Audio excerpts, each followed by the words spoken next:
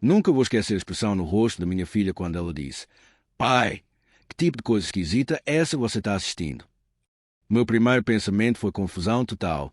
Tipo, do que ela está falando? A gente estava terminando as férias de Natal e ela estava usando o laptop antigo da mãe dela porque eu estava no meu. Eu tinha completamente esquecido que a Mariana tinha parado de usar aquele computador meses atrás, por volta do aniversário dela, quando ganhou um novo. Então, quando a Júlia entrou no quarto com aquela cara estranha, segurando o laptop estendido, eu soube que tinha algo errado. Do que você está falando? Perguntei, totalmente perdido. Ela põe o computador na minha mesa, abre uma pasta cheia de vídeos e diz todas essas coisas adultas e essa parada esquisita de submissão. Eu fiquei olhando para a tela, atonito. Eu não mexia naquele computador há séculos. Aqueles arquivos não eram meus, e foi aí que me caiu a ficha. Eram os vídeos da Mariana, salvos numa pasta escondida. À medida que eu clicava, comecei a entender que não era só uma coisa aleatória que ela assistia. Tinha vídeos, artigos e arquivos pareciam todos conectados, como se estivessem construindo algum plano maluco. A Júlia, tentando quebrar atenção, só deu de ombros e disse: Acho que não sou mais criança, pai. Relaxa. Mas por dentro, eu estava tudo menos relaxado. Eu ficava me perguntando por que Mariana assistiria a tudo isso. E para quê? A Júlia só ficou ali sentada, me olhando, provavelmente tão confusa quanto eu. E tenho que admitir, parecia errado envolver ela nisso, mas não tinha como fingir que aquela pasta não existia ou que eu não estava tão perdido quanto ela. Eu disse para ela: Olha, isso nem é o meu computador. Sua mãe é quem estava usando desde o ano passado. A curiosidade venceu a gente, então continuamos fuçando. Achamos mais pastas, cada uma com conteúdo ainda mais estranho que a anterior. Artigos sobre como controlar o cônjuge, dicas para manipular alguém para virar submisso. Lendo aquilo, começou a clarear para mim. Não era só um hobby esquisito ou uma fase que a Mariana estava passando. Era uma coleção, tipo se ela estivesse estudando ou planejando algo.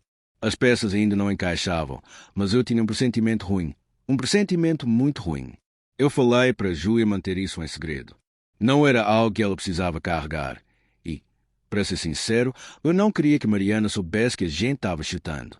Prometi que ia investigar mais, mas ela devia focar na faculdade e me deixar lidar com isso. Ela só assinou com a cabeça, parecendo incerta, mas confiando em mim o suficiente para deixar para lá.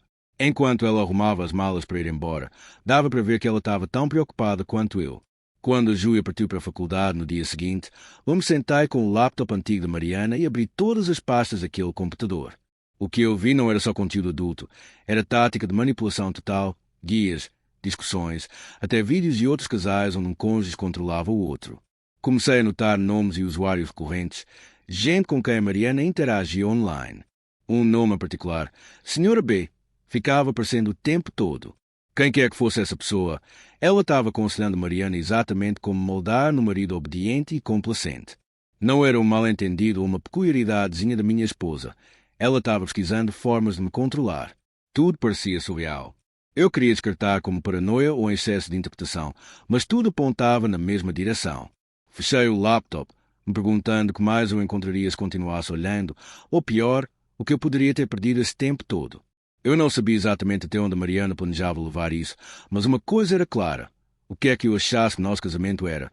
Eu estava errado, e agora não tinha como desver nada daquilo. Depois que a Júlia foi para a faculdade, eu me sentei e percebi que não tinha escolha a não ser cavar mais fundo. Algo nisso tudo não batia, e eu precisava saber exatamente o que a Mariana estava planejando.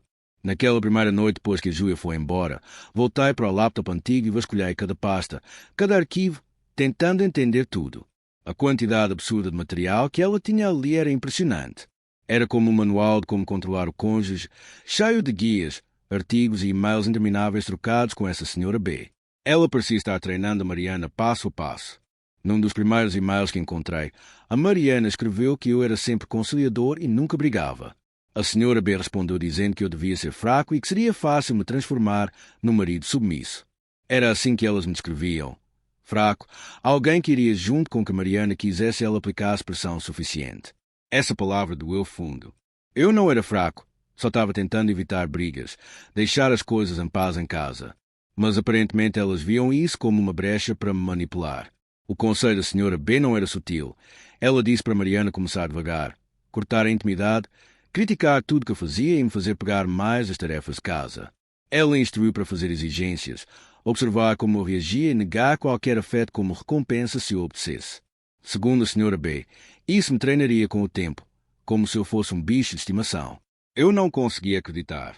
Essa era a minha esposa, a pessoa em quem eu confiava há 20 anos, e ali estava ela, seguindo instruções para me humilhar e controlar. Eu não sabia se confrontava ela na hora ou fingia que estava tudo bem para descobrir até onde ela ia. Mas, no fundo, eu tinha a sensação de que se eu expusesse que sabia ser demais, ela só ia achar um jeito de encobrir as pistas. Então decidi continuar observando. Quanto mais eu lia, pior ficava. Tinha mensagens da Mariana para a Sra. B sobre eu começando a ceder, o que devia significar que ela notava eu evitando brigas ou deixando as coisas para lá. Aí outra mensagem da Sra. B encorajando a fazer a ameaça final: divórcio. Segundo ela, se eu resistisse, a Mariana devia me dizer que ia me largar, levar tudo e me deixar na mão. Era calculado, frio, e me deu um ódio que ferveu o sangue. Pensar na Mariana ensaiando essas ameaças ou imaginando-o implorando para ela ficar era quase demais para aguentar. Depois de uma semana lendo e relendo aquelas mensagens, finalmente decidi fuçar o computador novo da Mariana. Eu sabia que ela tinha o hábito de anotar as senhas num caderninho na gaveta da mesa. Então, numa tarde, enquanto ela estava fora, entrei no escritório dela. Lá estava o caderninho de senhas, bem ali na gaveta. Achei-a do laptop novo, desbloqueei. Claro, tinha ainda mais mensagens recentes com a Sra. B e outras pessoas. Até encontrei referências a uma conta de e-mail separada que ela usava. Essa conta nova era onde ela planejava os próximos passos, e foi aí que descobri um lado diferente dos planos dela. Ela estava conversando com um cara chamado Estevão, que ela chamava de herói. No começo, não entendi o que era isso, mas lendo mais, ficou claro. O Estevão era o sujeito que ela pretendia usar para realmente impor esse tal estilo de vida submisso para mim.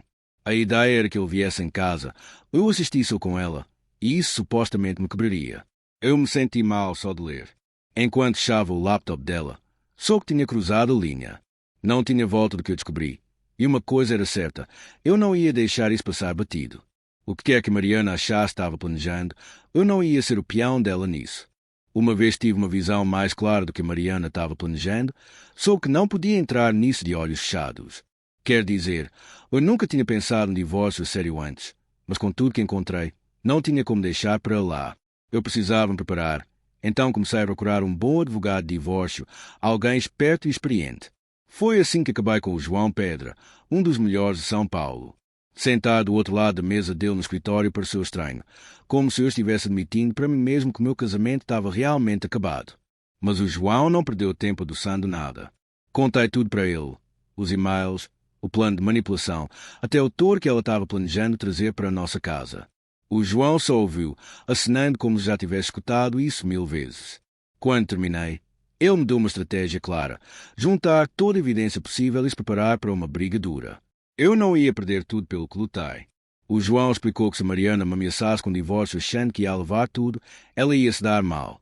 Ele tinha um plano para proteger nossos bens, especialmente com as provas que eu tinha. Deixou claro que com as táticas dela, ela provavelmente ia acabar perdendo mais do que imaginava. Saindo daquela reunião, senti algo que não sentia há muito tempo: controle.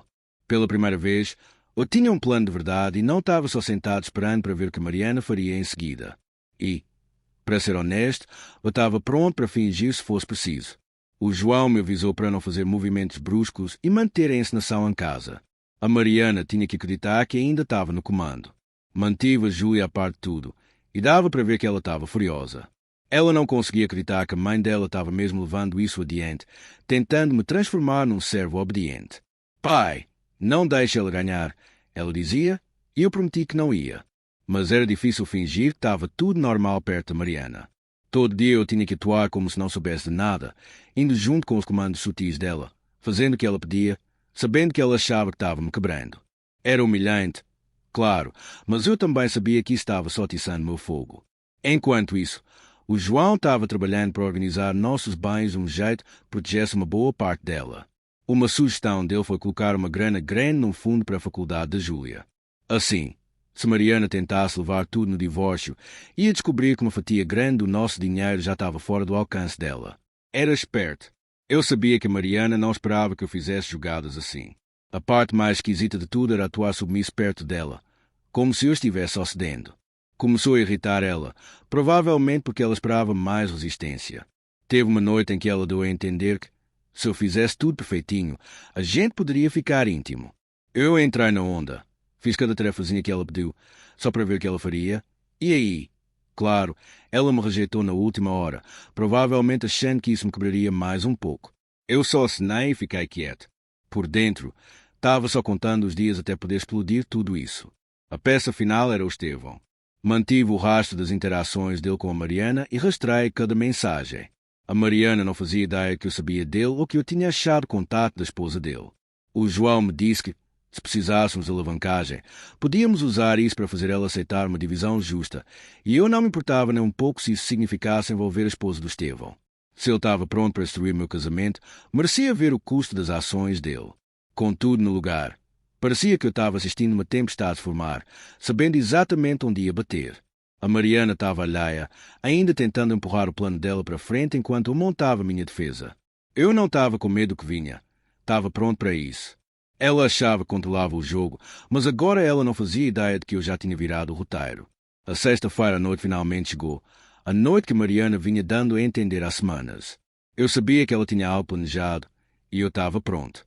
Já tinha me encontrado com o meu advogado, organizado todas as provas. Honestamente, só estava esperando para ver até onde ela ia levar isso. Para então, eu tinha lido o suficiente dos e-mails dela com a senhora B para saber exatamente o que ela tinha em mente. Segundo a consultora dela, aquela noite era para ser meu ponto de quebra. Mal sabia ela que eu tinha planejado um ponto de quebra meu próprio. Ela estava sentada na mesa da cozinha quando entrei depois do trabalho. Parecia um pouco nervosa, olhando para mim como se esperasse que eu me curvasse. Eu tinha um gravador digital no bolso, pronto para captar cada palavra. Mal tive chance de largar minhas coisas antes dela dizer: Lucas, senta. Preciso falar com você sobre uma coisa. Ela tentou soar firme, como se fosse ela no controle. Eu quase ri do esforço. Sentei do outro lado da mesa, mantendo a expressão neutra, esperando. Ela respirou fundo e começou a ditar as novas regras para o nosso casamento. Primeiro de tudo, ela começou: eu vou ter um amante. Ele vem aqui hoje à noite e isso vai ser recorrente. Você vai ajudar em casa, manter tudo em ordem e seguir minhas instruções sem questionar. Ela pausou, esperando minha reação, mas eu só assinei, deixando ela achar que eu estava aceitando. Aí ela empurrou uma caixinha embrulhada para presente pela mesa, dizendo que tinha um presente especial dentro. Abri lá estava, uma gaiola de castidade. Eu tinha visto coisas parecidas nos vídeos esquisitos de treinamento dela, mas ver ela empurrando isso para mim era outra coisa. Você vai usar isso de agora em diante, ela disse, tentando soar severa. E eu sou a única com chave. Se não concordar com isso, acrescentou com uma tremidinha na voz, vai ter consequências. Não aguentei. Dei uma risadinha baixa, o que pareceu desconcertar ela. O rosto dela se contorceu, como se tentasse recuperar o controle. O que tem de engraçado? Lucas? Isso é sério. Ah, eu sei que é sério, Mariana, respondi, tirando o celular do bolso. Apertei um botão e mandei calmamente um e-mail preparado para a esposa do Estevão. Aí disquei para minha filha. Alô, filha, disse no telefone, alto-suficiente para Mariana ouvir. Ela acabou de ditar as regras. Até me deu uma gaiola de castidade, se é que você acredita. O rosto de Mariana ficou branco. Mal terminei a ligação antes dela gaguejar, tentando retomar o controle, mas era tarde. Peguei minha maleta e tirei uma pasta, colocando na mesa.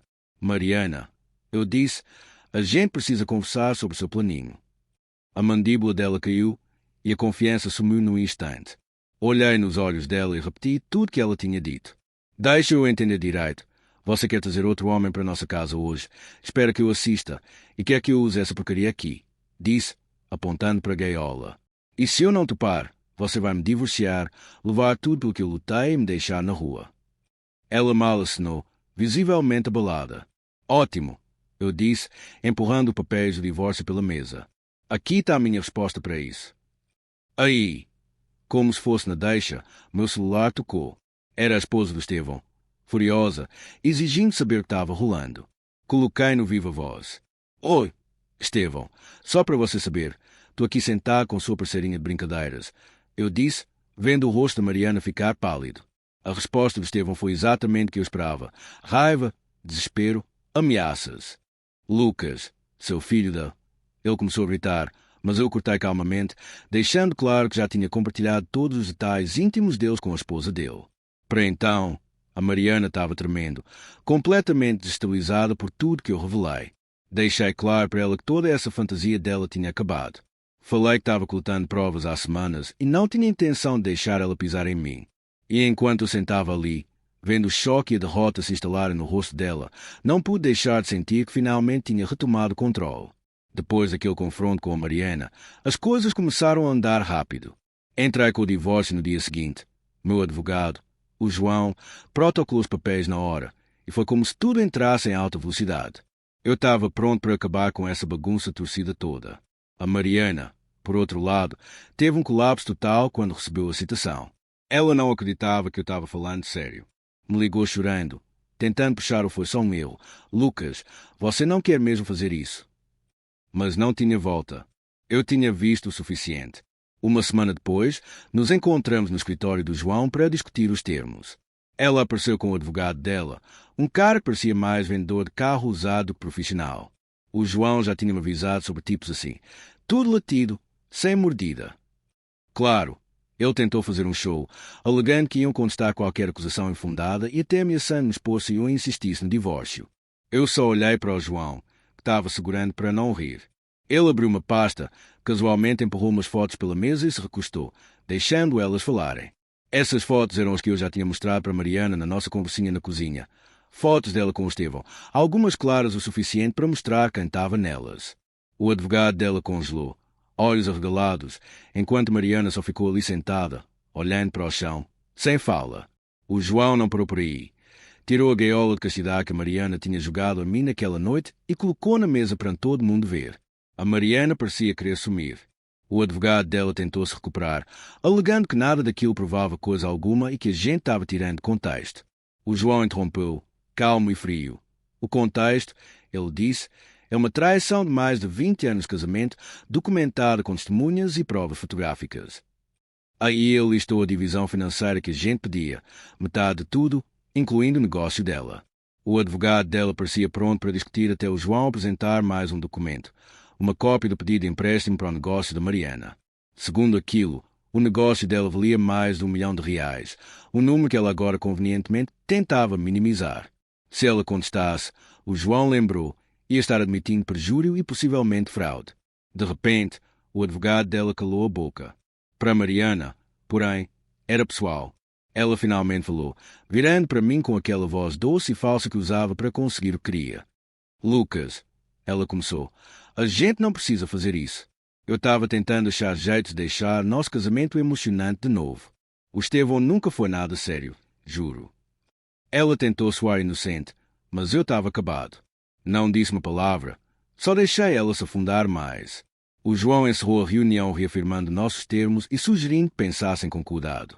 Eles sabiam que não tinham base para se sustentar, e depois de ver as provas, até o advogado dela parecia derrotado. Marcamos outra reunião em uns dias, mas o João e eu sabíamos que isso era o começo do fim para o caso dela. Na semana seguinte, a Mariana tentou de tudo. Me ligou, mandou e-mail, até deixou mensagens de voz implorando para eu repensar o divórcio. Ela foi apologética, furiosa e de volta, como se um daqueles jeitos pudesse funcionar em mim. Mas eu não ia ser manipulado mais. Aí ela começou a tentar chegar na Júlia, ligando, mandando mensagens sem parar, dizendo como estava de coração partido que a própria filha estava virando as costas para ela. A Júlia não quis nem saber. Na verdade, bloqueou o número da Mariana e me disse que não queria falar com a mãe até tudo estar resolvido. Aquela segunda reunião no escritório do João foi ainda mais curta que a primeira. O advogado da Mariana entrou parecendo derrotado, como se soubesse que já tinham perdido. Ofereceram um acordo menor, mas o João não cedeu. Deixou claro que, se não topassem nossos termos, íamos para a justiça com todas as provas em exibição total. Naquele ponto, dava para ver Mariana percebendo que estava sem opções. Ela tinha ido presunçosa planejando controlar minha vida sentada ali, vendo tudo que achava que controlava desabar. Quando ela finalmente topou o acordo, soube que era o fim. Finalizamos os detalhes. Assim, os 20 anos que passamos juntos acabaram. A Mariana ficou para lidar com as consequências das próprias ações, e eu saí sabendo que tinha mantido firme, finalmente livre dos planos torcidos dela. Uns meses depois que acertamos o divórcio, eu pensei que tinha visto o fim das manipulações da Mariana.